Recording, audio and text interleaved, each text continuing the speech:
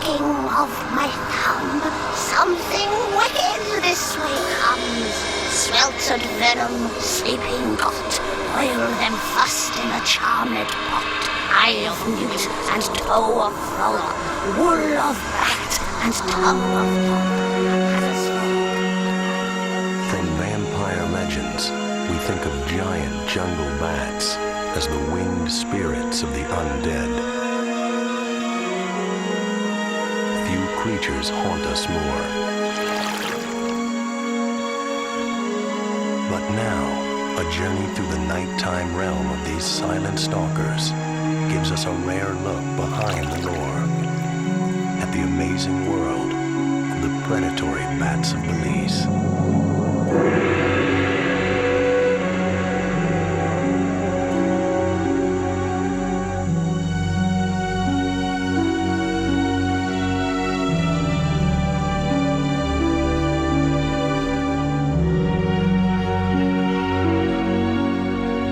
Limestone cliffs of southern Belize bake under the late afternoon sun, an evergreen carpet shields wildlife in the forest below. The twice-daily changing of the guard is about to begin. A tree frog ends its day under a leaf.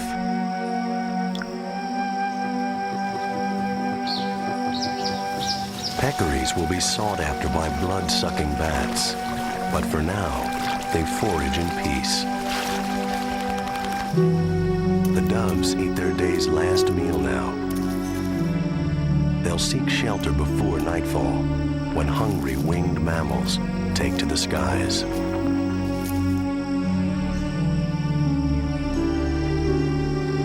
An orb-web spider searches for a place to weave its nightly web.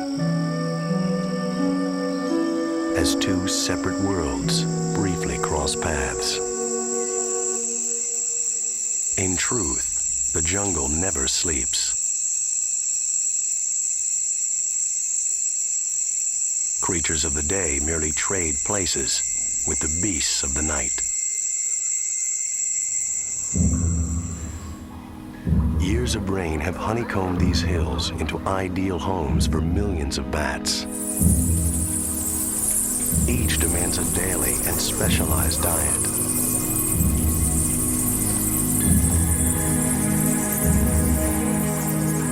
A thermal camera reveals their warm bodies in the cool cave, providing a rare glimpse of a subterranean society about to embark on its nightly quest.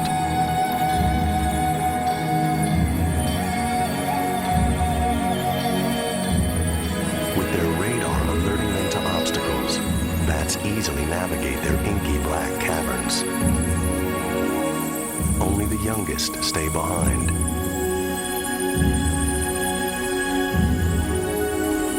Among those preparing for the hunt are a rare group of flying mammals, bats that feed on flesh and blood. The woolly false vampire, the sharp-toothed common vampire, whose diet consists solely of blood. And the imposing Vampirum spectrum, the largest bat in the Americas.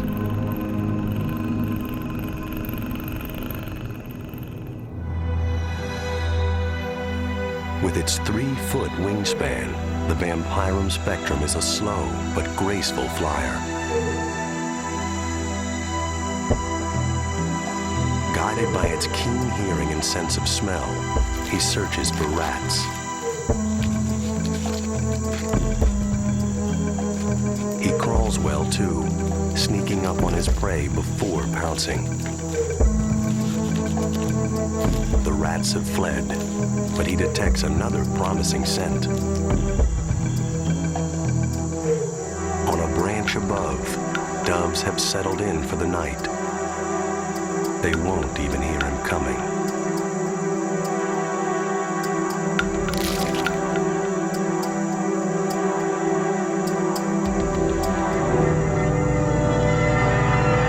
He hovers briefly, then attacks.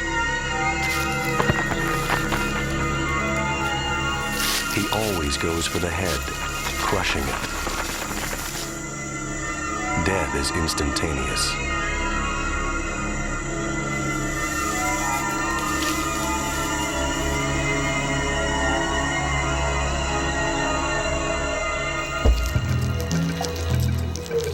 A single dove will not sustain him. The vampirum spectrum will soon be hungry again.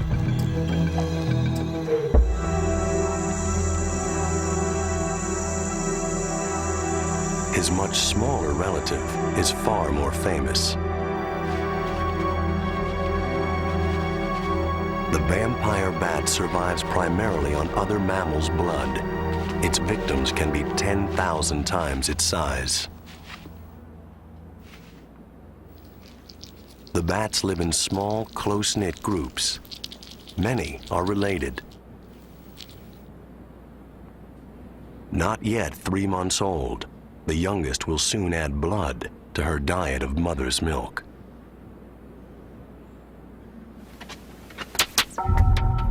A dominant male has staked out a territory attractive to females. But another male arrives to challenge his claim.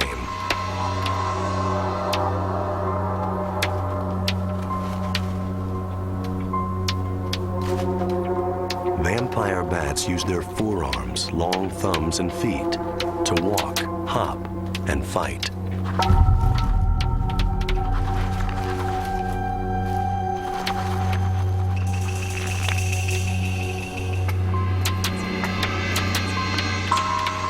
The fight is short, the intruder quickly repelled. The victor has retained his territorial rights. Vampire bats must eat every 2 days, or risk starvation and death. Tonight, many will hunt together. They may even share the same victim. Too young to fly, the pup must stay behind, fending for herself against the cave's many threats.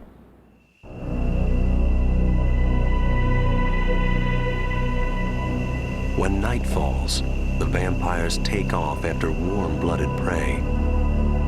They will rely on memory to retrace the path to last night's feeding grounds.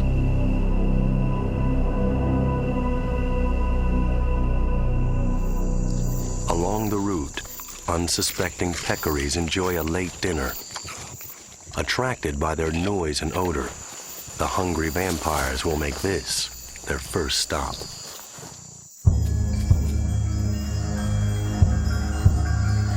The mother approaches on foot.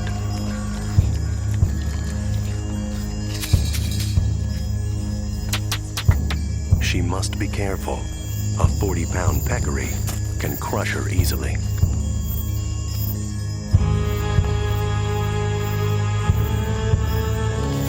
She dogs her prey relentlessly.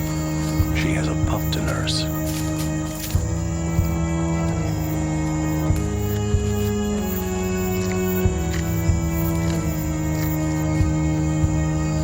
Once the peccaries turn in for the night, the true feasting can begin.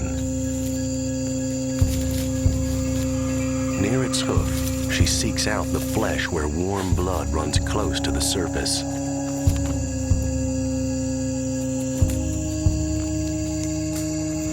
But the peccary senses danger and exercises its option to escape. The vampires depart for easier prey.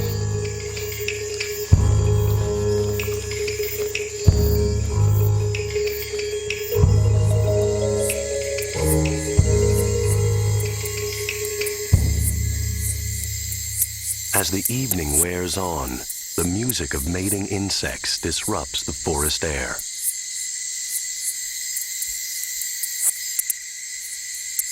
To attract females, male katydids strum an evening serenade.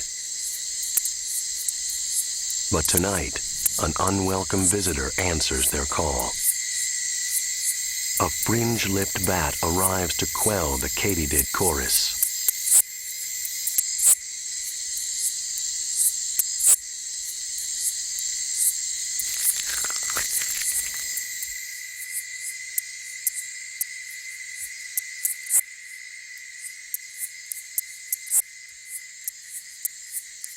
He retires to a nearby perch.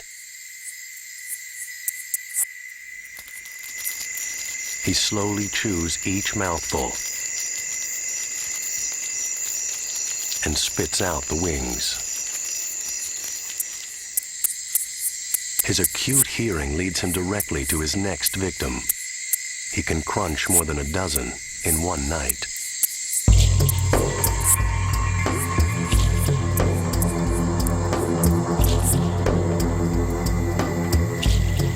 Predatory bats feed effortlessly on the forest's smallest creatures.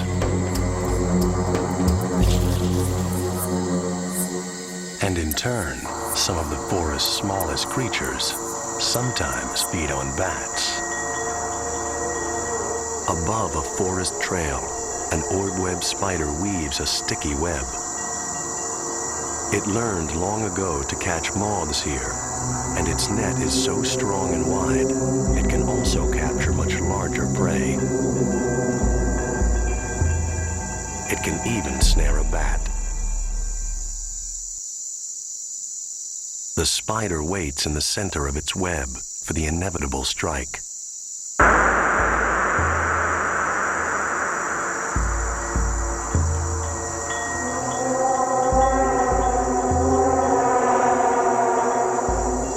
In its short life, it has never seen a meal this big.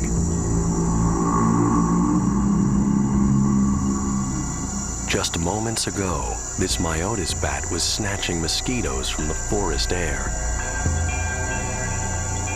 He has broken the web, but he will not struggle free. His tiny jailer seals his fate with a spray of silk from its spinnerets.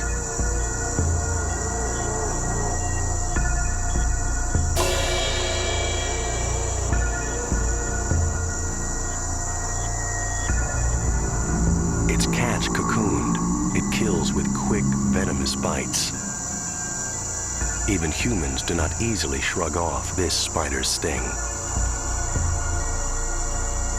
On this choice catch, it will feast all night.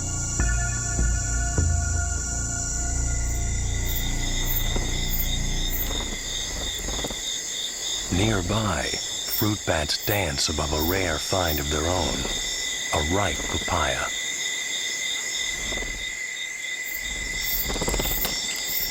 Hunger overrides caution. They selfishly compete for elbow room, oblivious to the predators around them. For the woolly false vampire, other bats are a favorite meal. Her ear twitches at the fruit bat's noise.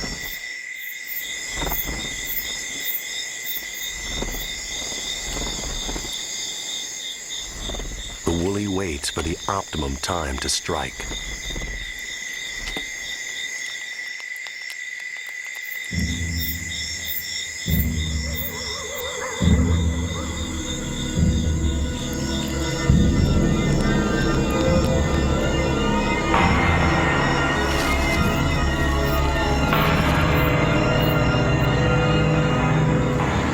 She steadies the cadaver between her thumbs as she eats. Once it is small enough to carry, she heads for home.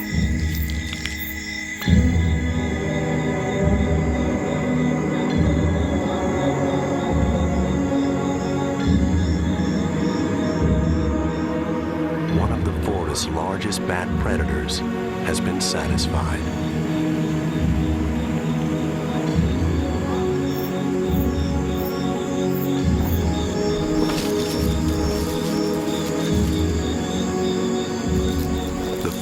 Have found another meal and a safer place to eat. Their leftovers drop to the fish below.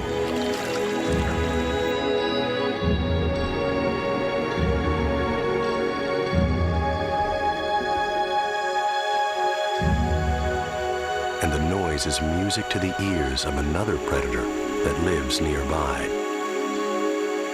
In a hollow cedar, a fishing bat's sensitive radar detects every ripple coming from the stream. she emerges, the better to pinpoint the sound. What she hears are fish feeding at the water's surface.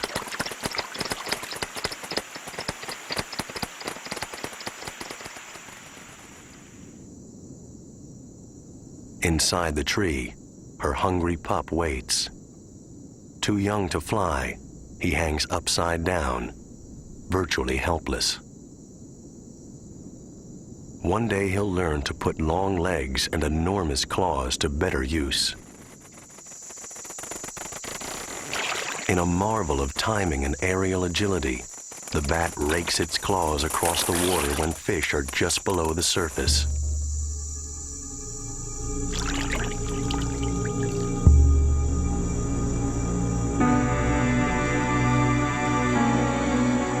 Well-timed stabs hook fish before they can dive out of reach.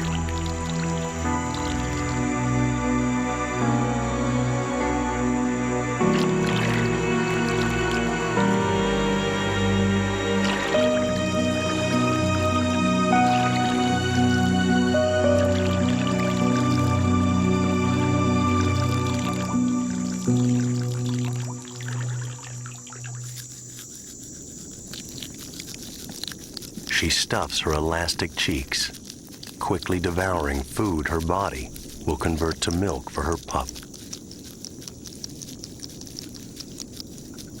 She can catch and eat about 30 fish in a single night.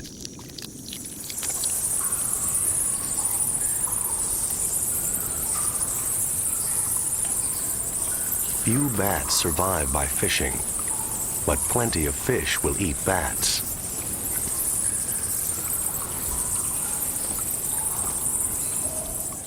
These catfish are scavengers, always on the lookout for an easy meal. The bats come tantalizingly close each time they take a drink. Sooner or later, one of them will make a mistake.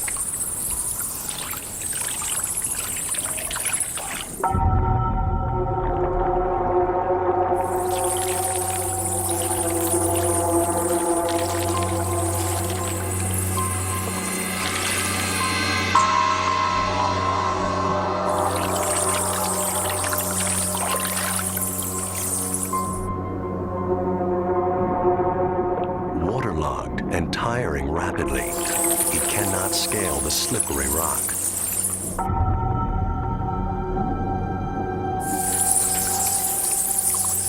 Once in the jaws of the catfish, desperation gives him strength.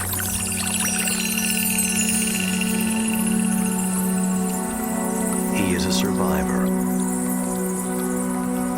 Even in their roosts, the rainforest bats risk falling victim to all kinds of predators. Lurking on the ledge below are vampires of a different kind.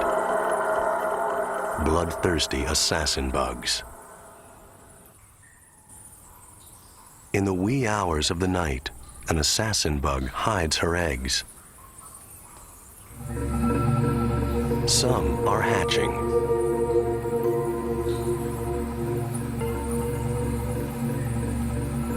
The nymph's translucent armor will quickly harden.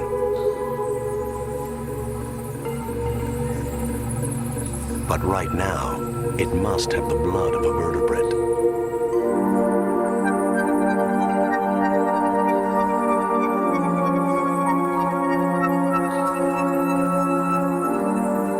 Above, the exhausted fruit bat, finally dry, sleeps off his ordeal, only to face another assault.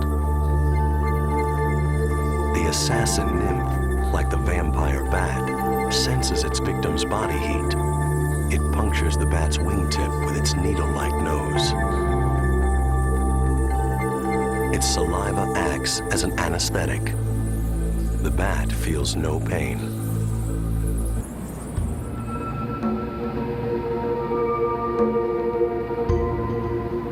Deeper in the cave, the vampire pup has made a fateful mistake and slid down the slick cave wall.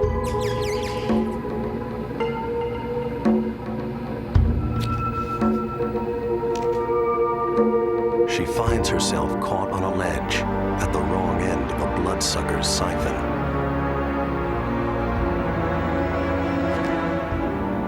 Unable to fly, she uses her strong forearms and legs to elude her pursuers.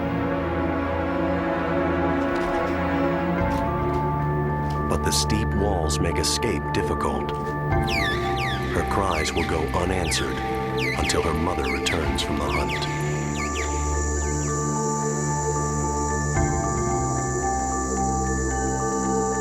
At the forest's edge, the pup's mother stalks a promising prey.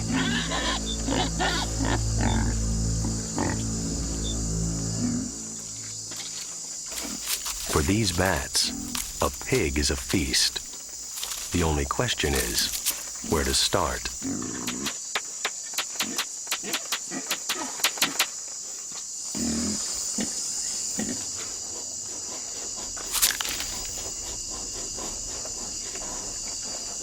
Vampire bats have heat sensors in their noses. They act like thermal imagers, telling them where warm blood flows. They feed where the pig's skin glows white hot.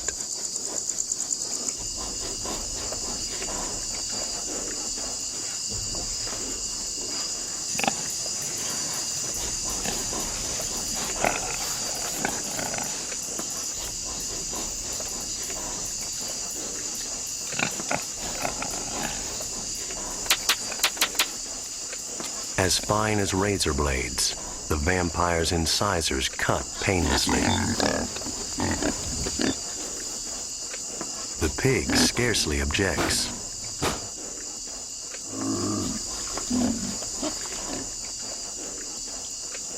Her blood flows freely. The bat's saliva prevents it from clotting.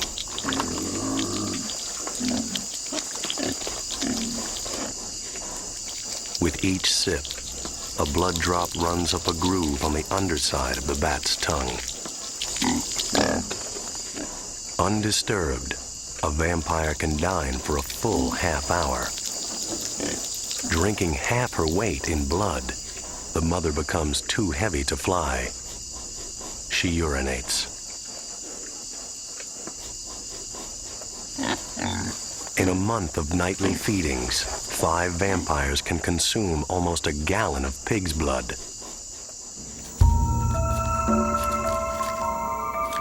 Back in the cave, the vampire pup is still trying to elude the assassin bugs.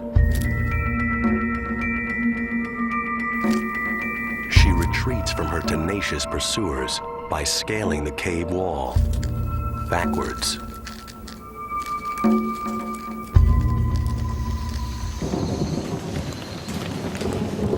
Outside, a pre-dawn shower drives many of the forest's nighttime predators to temporary shelter.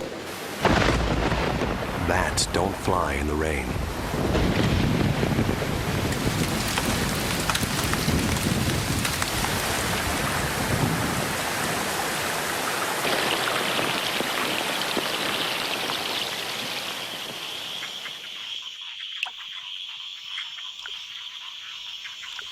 When the downpour stops, tree frogs surface, intent on mating. Rain improves the odds their spawn will develop into tadpoles.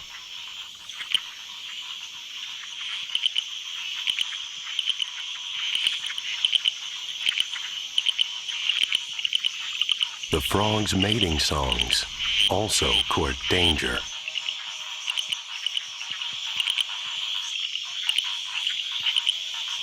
A fringe-lipped bat emerges from his shelter. The frogs are playing his favorite tune. Some frogs are poisonous, but the fringe-lipped bat comes hardwired to distinguish the call of dinner from the clamor of death.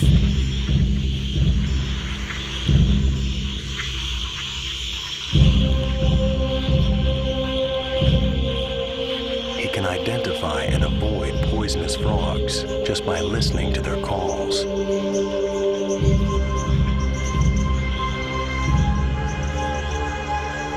He pauses and then goes for the kill.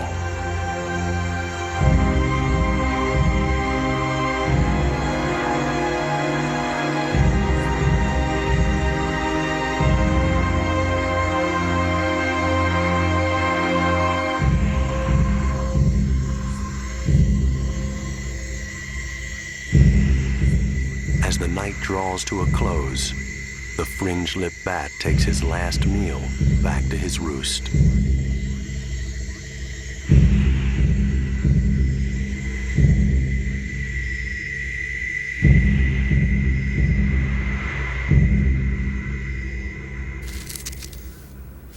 The vampire pup, having climbed to safety, raises her head to the sound of her colony's return. Her ordeal has left her hungry, but otherwise no worse for wear. Her mother immediately tends to her.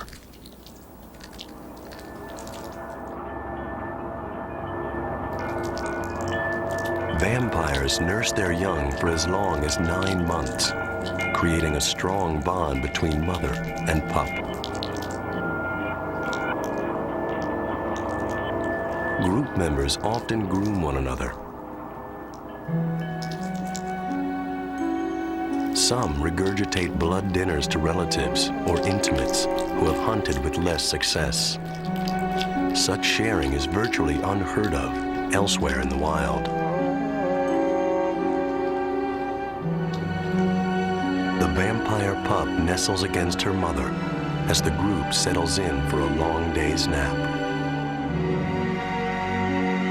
The vampirum spectrum quits the forest, even though he returns to his roost empty-handed. With another hunting and eating frenzy set to begin in just 12 hours, the forest bats must now conserve their energy. They will spend the day resting.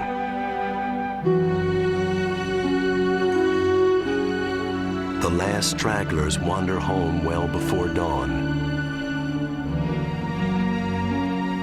Errant stars retake their places in a ceiling constellation, and the underworld relinquishes the sky to another day.